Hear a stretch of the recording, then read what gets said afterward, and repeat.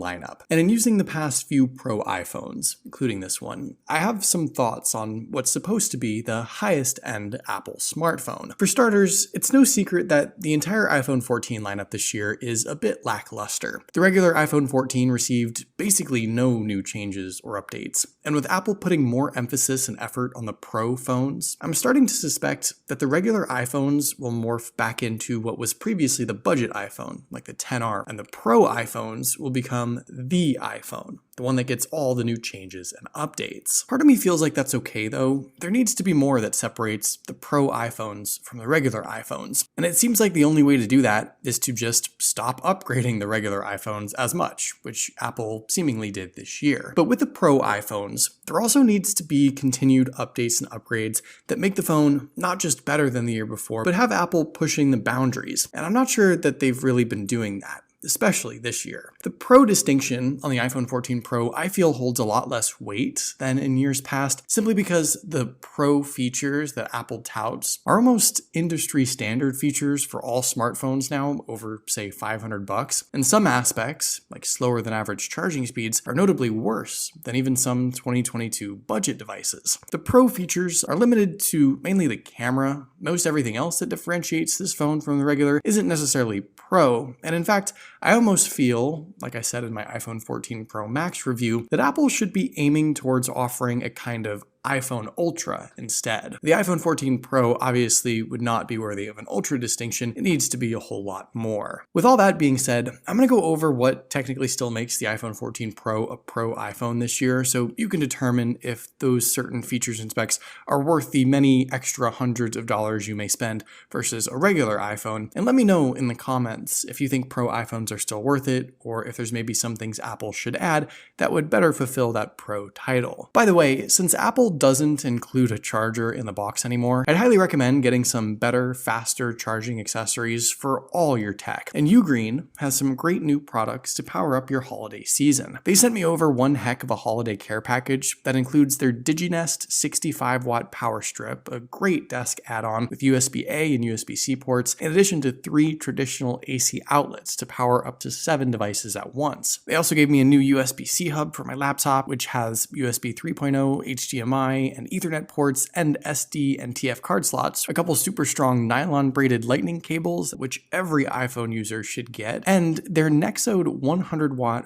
4-port charger, which is my personal favorite of the bunch. This is the perfect office accessory to power up all your gear. You could charge up an M2 MacBook Air to 100% in less than an hour and a half with the full 100 watts of power, or do what I do and plug in a MacBook, an iPhone, an iPad, and even some earbuds, and charge them all up at once with the power spread across all 4 devices. With this on my desk, it actually keeps everything clutter-free. It's simple, compact, and keeps everything I need juiced up without a big mess of cables everywhere. You can grab the Nexode 100-watt desk charger or the entire Ugreen holiday gift box at the link down below in the video description. And thanks so much again to Ugreen for powering up my holiday season and for sponsoring this video. So one of the ways in which Apple likes to separate the Pro iPhones from the regular is with the build. And I should say that it's simply the materials, not so much the durability, that's the differentiating factor. The frosted matte glass and stainless steel finish on the Pro iPhones is no doubt super premium. The phone looks nice, feels heavy, there's a certain sense of quality that goes along with it, but the regular iPhones are also glass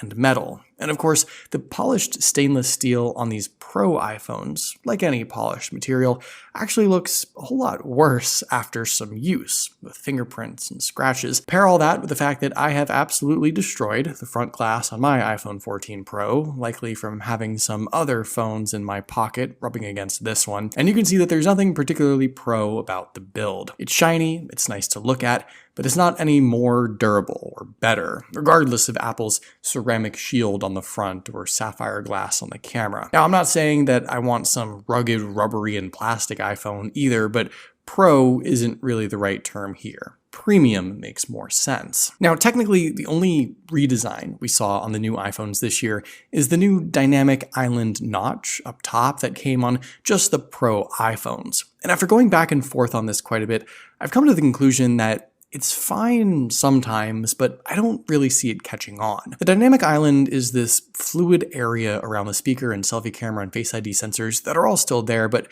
blending into that stuff, you'll sometimes see some notifications or app controls that whoosh on into this little widget that you can then interact with. So for example, your music or video controls will pop up there. You'll see like your timer, some notifications, phone calls, low battery pop-ups, stuff like that. And every once in a while, I might tap on the dynamic island to bring me back to an application or control the playback controls of something I'm listening to, but the longer I've had this phone, the less I've actually used any of it. And in fact, I've also noticed that the dynamic island is consistently inconsistent. App animations aren't always fluid and don't always show or interact the same way, and every once in a while, my phone will actually glitch out and keep jumping back into the app that's associated with the dynamic island, even if I'm swiping up to go home. I'm also generally not a fan of the tap and hold controls. I feel like they should be reversed, so tap to show the widget and tap to hold to get back into the app. All in all, there's nothing pro about the dynamic island, and like I've said, I actually think this feature will wind up going the way of like 3D touch. It'll be here for another iteration or two of the iPhones, but ultimately scrapped as its usefulness becomes less and less apparent. As far as the screen itself, Apple's new brighter Super Retina display on the iPhone 14 Pro is about as much of a pro display as they could call it. And in fact, I think it does far exceed what you get on most other smartphones this year. So its full nomenclature is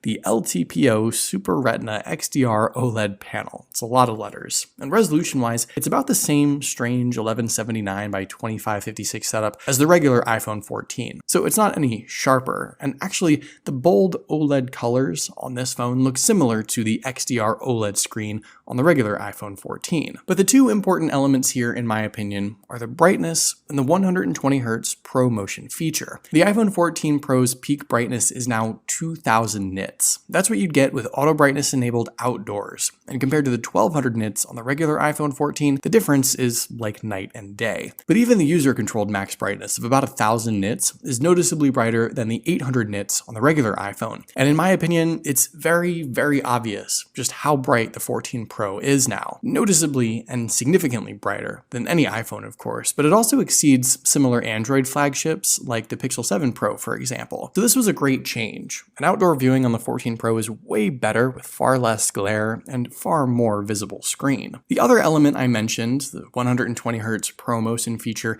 is great too, and you get that adaptive refresh rate that gives you a smooth, fluid feel with all your taps, touches, and scrolls. I think a lot of people value this, even if maybe the average consumer still may not notice or even care, but you have to keep in mind that a high refresh rate display, at even a rate higher than this, has been the industry standard for a number of years, and some budget Android devices in the $300 range even offer 90 or 120Hz high refresh rate displays. So while it's great Apple has this on the Pro iPhones this year, they actually brought it for the first time last year, they've been way behind, and this is simply no longer a Pro feature by any measurement. Okay, so let's talk specs. And I gotta be honest, this is an aspect of the iPhone 14 lineup that really grinds my gears. The iPhone 14 Pro is powered by Apple's newest A16 Bionic processor. I think we all expected a new chipset for a new iPhone. Apple does this every year to make the phone better, faster, more powerful, but the regular iPhones didn't get the newest chipset. And because of that, you can technically say that the iPhone 14 Pros are finally better performance-wise than the regular iPhone 14s, but that's only because you're comparing it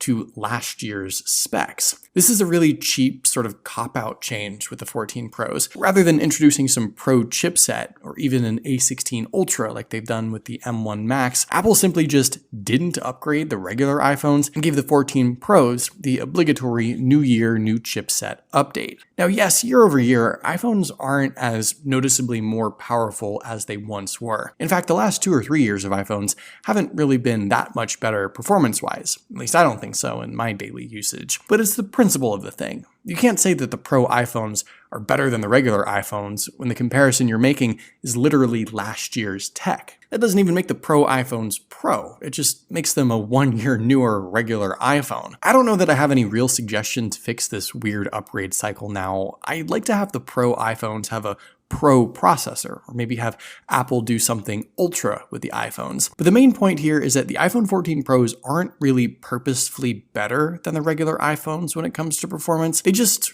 received an upgrade, while the regular 14s did not. And that's just not a very good look. It's super lazy, it's a bit insulting, and it's not at all what makes the iPhone 14 Pro a Pro device. Now, when it comes to the battery and charging, this is a little bit of a mixed bag. On the one hand, Apple almost always tries to offer better battery life on the new iPhones versus the previous year, and with the iPhone 14 Pros, that's the case once again. The claims of up to some 20-something hours of use that Apple circulates are certainly extreme single-use examples. Everyone's daily iPhone usage is different, with apps, games, phone calls, social media usage, and everything else. But in general, I've found the 14 Pros to get maybe an extra hour or so of battery life each day, which is not nothing, but it's nothing game-changing. The Achilles heel of all iPhones really is charging. While pretty much every other smartphone manufacturer with a Pro or Ultra phone is able to offer 40 to 50 watt charging at a minimum, and in some cases 100 plus watt charging, at least as a proof of concept, Apple hasn't increased its charging speeds for years. And in fact,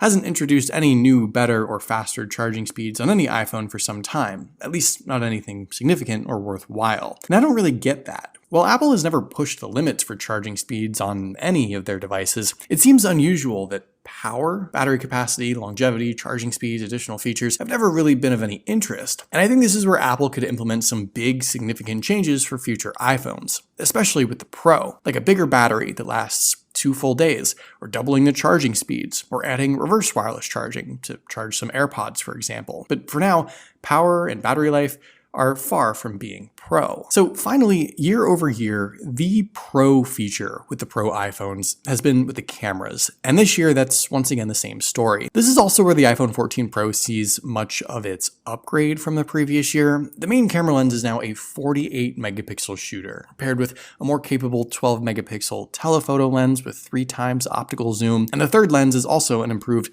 12 megapixel 120 degree ultra wide lens. The selfie camera seems relatively unchanged, but inside the camera app, Apple of course delivers a number of shooting modes and features that both the average consumer and pro filmmaker can take full advantage of. Now, there's plenty of stuff here that I don't even use. I'm not some cinematographer, I'm a relatively average picture and video taker, but I like my extra abilities from time to time. And while you shouldn't use this feature with every picture, the new 48 megapixel Pro RAW option certainly delivers some incredibly detailed images. The improved macro mode for up-close pictures is also a welcome change. The additional portrait pick options for 2x and 3x zoom for varying depths of field are also super nice. The super smooth video stabilization is also something I noticed as well. That's an improvement. Like I said, I use my iPhone mainly for the simple stuff. I'm not a pro picture or video taker, which maybe means I shouldn't be using the Pro iPhone. But there are a number of elements here, like Apple's ProRes video formats and cinematic mode, and even the various photo styles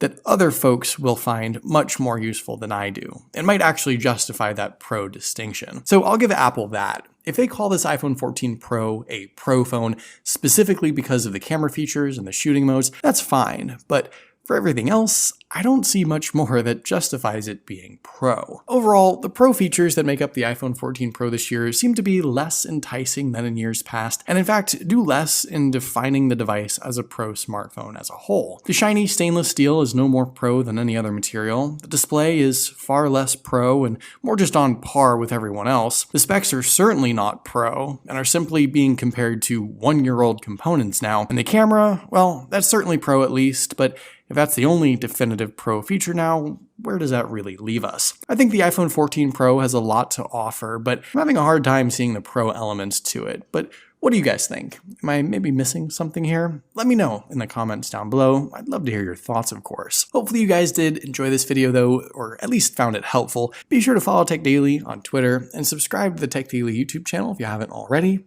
and I'll see you guys later.